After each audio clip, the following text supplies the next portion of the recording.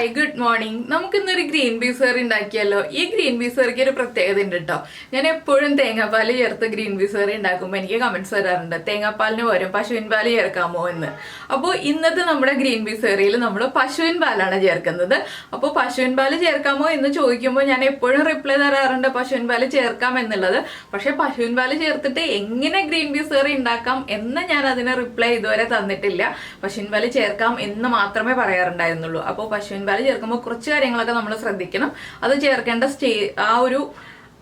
പശുവിൻ പാൽ ചേർക്കുമ്പോൾ അതിന് ഒരു ടൈമൊക്കെ ഉണ്ട്. ആ ഒരു ടൈമിൽ കറക്റ്റായിട്ട് ചേർക്കണം. അതുപോലെ ചേർക്കേണ്ട സമയത്ത് ചേർക്കേണ്ട രീതിയിൽ ചേർത്ത് കൊടുക്കുക. അപ്പോൾ അതൊക്കെ എങ്ങനെയാണെന്ന് നോക്കിയിട്ട് നമുക്ക് നമ്മുടെ പശുവിൻ പാൽ ചേർത്തിട്ടുള്ള ഗ്രീൻ പീസ് കറി തയ്യാറാക്കാം. അപ്പോൾ നമുക്ക് നമ്മുടെ ഇൻഗ്രീഡിയൻസ് നോക്കാം. ഞാനിപ്പോൾ 1 കപ്പ് ഗ്രീൻ പീസ് എടുത്തിട്ടുണ്ട്. കുക്ക് ചെയ്ത ഗ്രീൻ പീസ് ആണെങ്കിലും 1 കപ്പ് എടുക്കുക, ഫ്രോസൺ പീസ് ആണെങ്കിലും 1 കപ്പ് എടുക്കുക. എന്താണെന്ന് വെച്ചാൽ നമ്മൾ ഡ്രൈ ഗ്രീൻ പീസ് ആണ് എടുക്കുന്നതെങ്കിൽ 1/2 കപ്പ് ഗ്രീൻ പീസ് വെള്ളത്തിലിട്ട് കുക്ക് ചെയ്തെടുക്കുമ്പോൾ 1 കപ്പ് ഉണ്ടാവും. അപ്പോൾ 1 കപ്പ് ഗ്രീൻ പീസിന് വേണ്ട അളവുകളാണിത്. കുക്ക് ചെയ്തതിന് ശേഷമുള്ള അളവുകൾ കേട്ടോ. ഒരു വലിയ സവോള എടുത്തിട്ടുണ്ട്. ഒരു 1/4 ഭാഗം വലിപ്പമുള്ള, ആ സവോളയുടെ 1/4 ഭാഗം വലിപ്പമുള്ള തക്കാളി, മീഡിയം വലിപ്പത്തിലും കൂടുതൽ കുറച്ചുകൂടി വലിയ തക്കാളി എടുത്തിട്ടുണ്ട്. 1 പീസ് ഇഞ്ചി എടുത്തിട്ടുണ്ട്. 3 അല്ലി വെളുത്തുള്ളി എടുത്തിട്ടുണ്ട്. 3 പച്ചമുളക് എടുത്തിട്ടുണ്ട്. അത്യാവശ്യം എരിവുള്ള പച്ചമുളകാണെങ്കിൽ 2 എണ്ണം മതി. എരിവ് കുറഞ്ഞ പച്ചമുളകാണെങ്കിൽ 3 എണ്ണം വരെ എടുക്കുക. നമ്മുടെ എരിവ് അനുസരിച്ച് പച്ചമുളക് ചേർക്കുക. എന്താണെന്ന് വെച്ചാൽ നമ്മൾ ഈ കറിയിൽ മുളക് പൊടി ചേർക്കില്ല, അതുകൊണ്ട് പച്ചമുളകാണ് എരിവിന് വേണ്ടി ചേർക്കുന്നത്. ആദ്യം നമുക്ക് ഈ സവോളയും തക്കാളിയും ഇഞ്ചിയും വെളുത്തുള്ളിയും പച്ചമുളകും എല്ലാം ഒന്ന് കട്ട് ചെയ്തെടുക്കാം. അതിനുശേഷം നമുക്ക് എങ്ങനെയാണ് കറി തയ്യാറാക്കുന്നതെന്ന് നോക്കാം. ഇപ്പോൾ നമ്മൾ നമ്മുടെ സവോള നീളത്തിൽ സ്ലൈസ് ചെയ്ത് വെച്ചിട്ടുണ്ട്. തക്കാളി ഒന്ന് നീളത്തിൽ കട്ട് ചെയ്തിട്ട് കുറുകെ കട്ട് ചെയ്തു. ഇഞ്ചിയും വെളുത്തുള്ളിയും ചെറുതായിട്ട് ചോപ്പ് ചെയ്ത് വെച്ചു കേട്ടോ. പച്ചമുളക് ഞാനൊന്ന് സ്പ്ലിറ്റ് ചെയ്ത് വെച്ചിട്ടുണ്ട്. ഗ്രീൻ പീസ് കഴുകി എടുത്ത് വെച്ചിട്ടുണ്ട്. അപ്പോൾ നിങ്ങൾ ഡ്രൈ ഗ്രീൻ പീസാണ് എടുക്കുന്നതെങ്കിൽ ഗ്രീൻ പീസ് ഉപ്പും മഞ്ഞൾപ്പൊടിയും ചേർത്ത് വേവിച്ച് വയ്ക്കുക കേട്ടോ. ആ വെള്ളം അധികം വേണ്ട, കുറച്ച് വെള്ളം വേണം. പക്ഷേ നമുക്ക് ഒരു 1/2 കപ്പ് വെള്ളമൊക്കെ ആവാം ഗ്രീൻ പീസിൽ വേവിച്ച് വെക്കുമ്പോൾ. അത്രയും വെള്ളം മതി. ഒരുപാട് വെള്ളത്തോടു കൂടി വേവിച്ച് വെക്കേണ്ട. ഇത്രയും കാര്യങ്ങൾ റെഡിയാക്കി വെച്ചിട്ട് വേണം നമ്മൾ കറി തയ്യാറാക്കാനായിട്ട്. അപ്പോൾ ഇനി നമുക്ക് കറി തയ്യാറാക്കാം. അപ്പോൾ നമ്മളൊരു പാനിലേക്ക് വെളിച്ചെണ്ണ ഒഴിച്ചിട്ടുണ്ട്. നിങ്ങൾക്ക് വെളിച്ചെണ്ണയിലോ വെജിറ്റബിൾ ഓയിലോ ഈ ഒരു കറി ചെയ്യാം. ഞാനിപ്പോൾ വെളിച്ചെണ്ണയിലാണ് ചെയ്യുന്നത്. പിന്നെ ഒരു കാര്യം എന്താണെന്ന് വെച്ചാൽ നമ്മൾ ചേർക്കുമ്പോൾ തിളപ്പിച്ച് എടുത്ത പാല് ചേർക്കാം കേട്ടോ. തിളപ്പിക്കാത്ത പാല് ചേർത്തിട്ടുണ്ടെങ്കിൽ ചിലപ്പോൾ പിരിഞ്ഞു പോകാൻ കറിയിലേക്ക് ചേർക്കുമ്പോൾ. അതുകൊണ്ട് തിളപ്പിച്ച പാലായിരിക്കണം ചേർക്കേണ്ടത്. ഇപ്പോൾ വെളിച്ചെണ്ണ ചൂടായി വന്നിട്ടുണ്ട്. നമുക്കിതിലേക്ക് ആദ്യം ഒരു 1/4 ടീസ്പൂൺ കടുക് ചേർത്ത് കൊടുക്കാം. കടുകൊന്ന് പൊട്ടി തുടങ്ങട്ടെ. അപ്പോൾ നമ്മുടെ കടുക് പൊട്ടിക്കൊണ്ടിരിക്കുന്നുണ്ട്. ഇതിലേക്ക് ഞാൻ ഇനി ചേർക്കുന്നത് 1/2 ടീസ്പൂൺ നമ്മുടെ പെരിഞ്ജീരകം, വലിയ ജീരകം. അപ്പോൾ ഈ ജീരകവും കൂടി ഇനി പൊട്ടി വരട്ടെ. പിന്നെ നമ്മൾ ചേർക്കാൻ പോകുന്നത് ഒരു 3 വറ്റൽമുളകാണ്.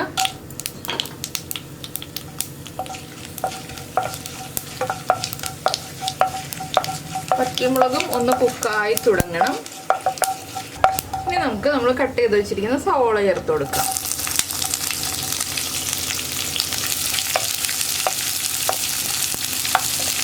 സവോള ഒന്ന് നന്നായിട്ട് വഴറ്റിയെടുക്കുക. വല്ലാതെ ബ്രൗൺ ആവണ്ട, എന്നാലും ഒരു 1/4 ഭാഗം ബ്രൗൺ ആയി വരുന്ന രീതിയിൽ ഒന്ന് നന്നായിട്ട് കുക്കായി, ട്രാൻസ്പെറൻ്റ് ആയാൽ മാത്രം പോരാ, നന്നായിട്ടൊന്ന് കുക്കായി വരണം. ഇതിലേക്ക് നമുക്ക് സവോളയ്ക്ക് ആവശ്യമായ ഉപ്പ് ഇപ്പോൾ ചേർത്ത് കൊടുക്കാം. അപ്പോൾ നിങ്ങൾ കുക്ക് ചെയ്ത ഗ്രീൻ പീസ് ആണ് ചേർക്കുന്നതെന്നുണ്ടെങ്കിൽ ഗ്രീൻ പീസിൽ ഉപ്പ് ചേർത്തിട്ടുണ്ടാവും. അതനുസരിച്ച് ഉപ്പ് സവോളയിൽ ചെറിയ അളവിൽ മാത്രം ചേർത്ത് കൊടുക്കുക.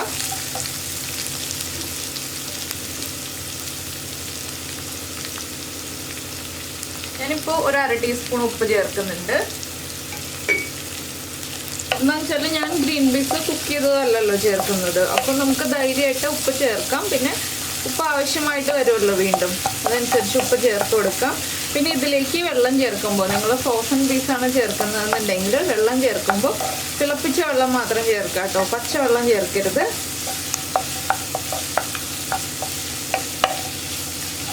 ഇനി ഈ സവോള ഒന്ന് വഴന്ന് കുക്കായി തുടങ്ങി വരുമ്പോൾ നമുക്കിതിലേക്ക് നമ്മൾ കട്ട് ചെയ്ത് വെച്ചിരിക്കുന്ന ഇഞ്ചി വെളുത്തുള്ളി ഇത് രണ്ടും ചേർത്ത് കൊടുക്കാം. ഇഞ്ചി വെളുത്തുള്ളി ആദ്യം ചേർക്കുന്നതിനേക്കാൾ നല്ലത് ഇങ്ങനെയുള്ള സമയത്ത് ചേർക്കുന്നതാണ്. അപ്പോൾ ഇഞ്ചിയും വെളുത്തുള്ളിയും കരിഞ്ഞു പോവില്ല, നമ്മൾ ചോപ്പ് ചെയ്തെടുത്തത് കൊണ്ട്. ഇനി ഇതെല്ലാം ചേർത്ത് നന്നായിട്ടൊന്ന് വഴറ്റിയെടുക്കട്ടെ.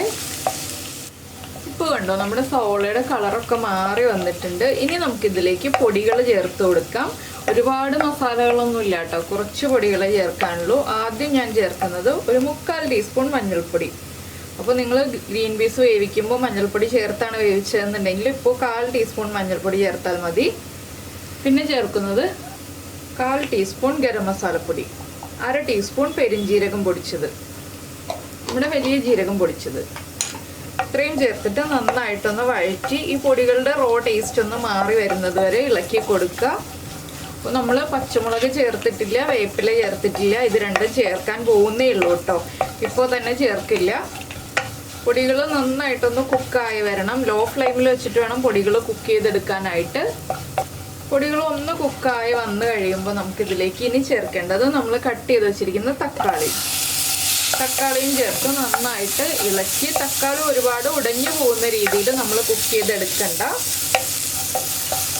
തക്കാളി നമ്മൾ ഗ്രീൻ പീസ് ചേർത്ത് കുക്ക് ചെയ്യുമ്പോൾ ഉടഞ്ഞു വന്നോളും. ഒരുപാട് ഉടയണ്ട കേട്ടോ തക്കാളി. പിന്നെ അധികം പുളിയുള്ള തക്കാളി ആണെങ്കിൽ പകുതി ചേർത്താൽ മതി. നമ്മൾ അധികം ഗ്രീൻ പീസ് എടുക്കുന്നില്ലല്ലോ. പുളി കുറഞ്ഞ തക്കാളി ആണെങ്കിൽ മാത്രം ഒരു തക്കാളി എടുക്കുക.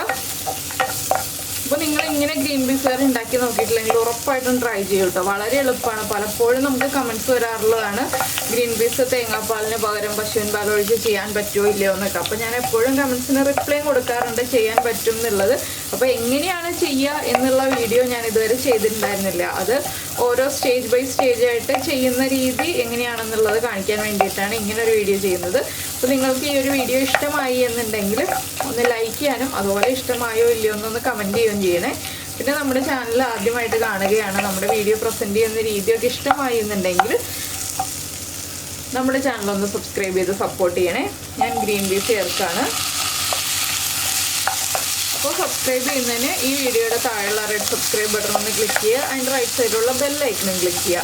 അപ്പോൾ ഓളെന്ന് പറഞ്ഞിട്ടൊരു ഓപ്ഷൻ കാണാം. ആ ഓളും കൂടി പ്രസ് ചെയ്തിട്ടുണ്ടെങ്കിൽ ഞാൻ എപ്പോഴും വീഡിയോ അപ്ലോഡ് ചെയ്യുമ്പോൾ നിങ്ങൾക്ക് നോട്ടിഫിക്കേഷൻ വരും. അപ്പോൾ ഇനി നമുക്കിതിലേക്ക് നമ്മുടെ പച്ചമുളക് ചേർത്ത് കൊടുക്കാം. ഈ ഒരു സ്റ്റേജിലാണ് നമ്മൾ പച്ചമുളക് ചേർക്കേണ്ടത്. അതുപോലെ തന്നെ കറിവേപ്പിലയും, ഒരു തണ്ട് കറിവേപ്പിലയും ചേർക്കുന്നുണ്ട്. ഇനി നന്നായിട്ടൊന്ന് ഇളക്കി വഴറ്റി ആ ഗ്രീൻ പീസൊക്കെ ഒന്ന് 1/4 ഭാഗം കുക്കായി വരണം. ഒന്നിളക്കി കുക്ക് ചെയ്തെടുക്കുമ്പോൾ ഒരുപാട് അങ്ങോട്ട് കുക്കായി വരണ്ട. ബാക്കിയുള്ളത് നമ്മൾ വെള്ളം ചേർത്തിട്ടാണ് കുക്ക് ചെയ്യുന്നത്. പ്രത്യേകം ശ്രദ്ധിക്കുക, തിളപ്പിച്ച വെള്ളമായിരിക്കണം, പച്ചവെള്ളം ഒഴിക്കരുത്. എന്താണെന്ന് വെച്ചാൽ നമ്മൾ ഇത്രയും കാര്യങ്ങളെല്ലാം വഴറ്റിയെടുത്തതാണ്. ഇതിലേക്ക് പച്ചവെള്ളം ചേർത്തിട്ടുണ്ടെങ്കിൽ നമ്മുടെ കറിയുടെ ടേസ്റ്റ് തന്നെ മാറിപ്പോവും. അതുകൊണ്ടാണ് തിളപ്പിച്ച വെള്ളം ചേർത്ത് കുക്ക് ചെയ്യാന്ന് പറയുന്നത്. അപ്പോൾ നിങ്ങൾ കുക്ക് ചെയ്ത ഗ്രീൻ പീസ് ആണ് ചേർക്കുന്നതെന്നുണ്ടെങ്കിൽ തക്കാളിയൊക്കെ വഴറ്റി പച്ചമുളകും ചേർത്തൊന്ന് വഴറ്റിയതിന് ശേഷം മാത്രം ഗ്രീൻ പീസ് ചേർക്കുക. ആ ഗ്രീൻ പീസ് വേവിച്ച വെള്ളത്തോടു കൂടി ചേർത്തിട്ട് ഒന്ന് വഴറ്റിയെടുക്കുക. ഗ്രീൻ പീസിലേക്ക് മസാലയൊക്കെ പിടിക്കാനായിട്ട് ഒരു 3 മിനിറ്റ് ഒന്ന് അടച്ചു വെക്കണം കേട്ടോ. ഗ്രീൻ പീസ് വെള്ളത്തോടു കൂടി ചേർത്തിട്ട് അതിന് ശേഷം വേണം ബാക്കി കാര്യങ്ങളൊക്കെ ആഡ് ചെയ്യാനായിട്ട്. അതെങ്ങനെയാണെന്ന് വേറൊരു വീഡിയോയിൽ ഞാൻ ചെയ്ത് കാണിക്കാം കേട്ടോ. കുക്ക് ചെയ്ത ഗ്രീൻ പീസ് ഉപയോഗിച്ചിട്ട് എങ്ങനെയാണ് നമ്മൾ ഈ ഒരു ഗ്രീൻ പീസ് കറി തയ്യാറാക്കുന്നതെന്ന്. ഇതിപ്പോൾ എല്ലാവർക്കും ബാച്ചിലേഴ്സിനൊക്കെ വളരെ എളുപ്പത്തിൽ തയ്യാറാക്കാൻ വേണ്ടിയിട്ടാണ് നമ്മൾ ഇങ്ങനെ ഒരു കറി തയ്യാറാക്കി കാണിക്കുന്നത്. ഇനി നമുക്കിതിലേക്ക് ചൂടുവെള്ളം ചേർക്കാം. ചൂടുവെള്ളമല്ല, തിളപ്പിച്ച വെള്ളം.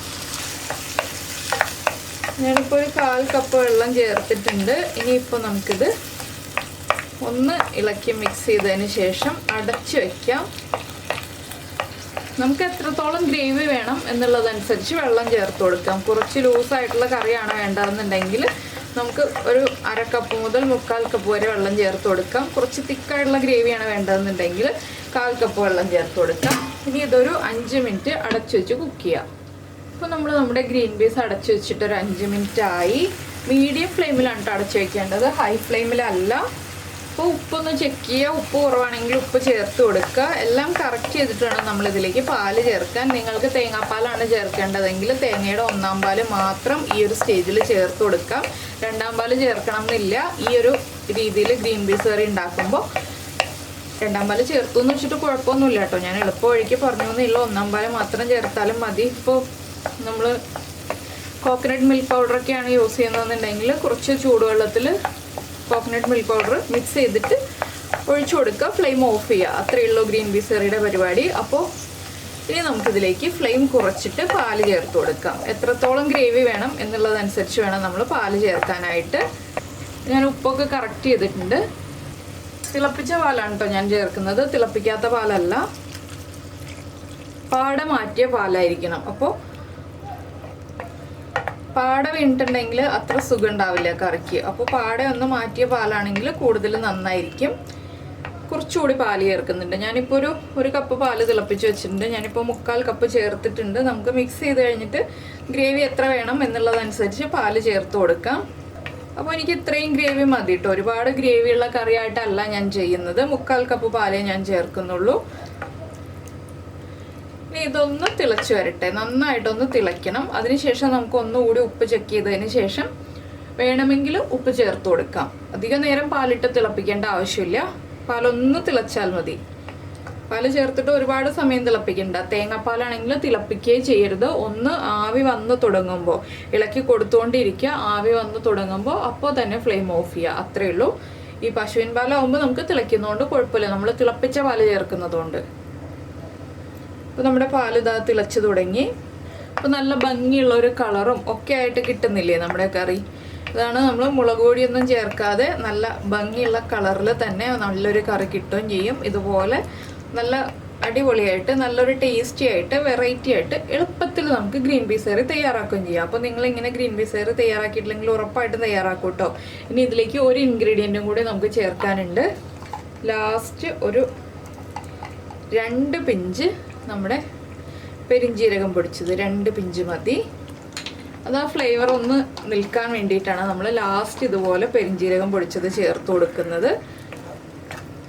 ഇനി ഒന്ന് ഇളക്കി മിക്സ് ചെയ്യുക, അടച്ചു വയ്ക്കുക. ചൂടൊന്ന് കുറഞ്ഞു കഴിയുമ്പോൾ നമുക്ക് അപ്പത്തിൻ്റെ കൂടെ, ബ്രെഡിൻ്റെ കൂടെ, ഇടിയപ്പത്തിൻ്റെ കൂടെ, ചപ്പാത്തിയുടെ കൂടെ ഒക്കെ കഴിക്കാവുന്നതാണ് കേട്ടോ. പൊറോട്ടയ്ക്കൊന്നും അത്ര നല്ല കോമ്പിനേഷൻ ആയിരിക്കില്ല, പക്ഷെ അപ്പത്തിന്, ഇടിയപ്പത്തിന്, ബ്രെഡിന്, ചപ്പാത്തിക്കൊക്കെ നല്ലൊരു കോമ്പിനേഷനാണ് ഈ ഒരു കറി. അപ്പോൾ നിങ്ങൾ ഇതുവരെ ഉണ്ടാക്കി കഴിച്ചിട്ടില്ല എന്നുണ്ടെങ്കിൽ ഉറപ്പായിട്ടും ട്രൈ ചെയ്യൂ. നമുക്ക് നമ്മുടെ അടുത്തൊരു റെസിപ്പിയുമായിട്ട് അടുത്ത ദിവസം വീണ്ടും കാണാം.